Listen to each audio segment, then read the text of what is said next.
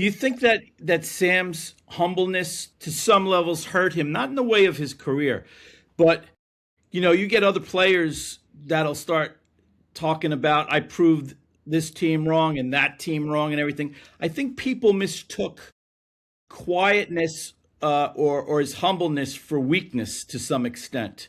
That nobody was ever speaking up for Sam when he would hit, hit like some low points, or he'd be, with the Jets or with Carolina. He didn't clap back at anybody. He just, like you said, he kept his head down and kept on moving. Yeah, I mean, not to quote Mike McDonald, but Sam didn't care. Unless you're in his tight circle and he has a very small circle, those are the voices he listened to, whether it's myself or his parents or, works with Jordan Palmer quite a bit. And those are the people that he cares about what they say. He's a guy that's not on Twitter. He barely was on social media when he was growing up in high school, and now he is on Instagram. But for Sam, I don't think he really that weighs into it because at the end of the day, like, he's his own harshest critic. He's hard on himself. When the team does well, it's what others did better, what the coaches did well, what offense did well, special teams did well.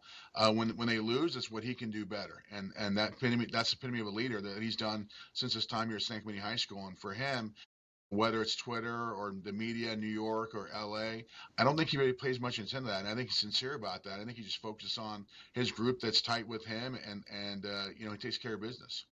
But and it's funny because I think to some extent Sam allowed the media to choose the narrative, or even whatever, any critics to choose the narrative, and just kept moving along. That's tough. You must have been busting as his coach once in a while. Say, I wish I can get out there and tell these folks that they don't know what they're talking about.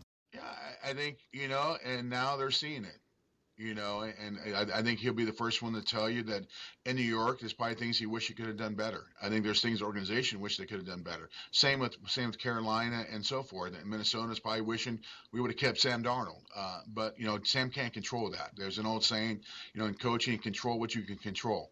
And I think for Sam, I think his play does the talking. I think as players in San Francisco and Minnesota and Seattle will tell you that he doesn't say a whole lot. He lets his actions do the talking, and he's been very successful at every level he's been at, whether it be at USC, winning a Rose Bowl, and being the MVP, to now playing in the Super Bowl. And no different than high school. He led us to the championship game and was the Orange County Outfit of the Year.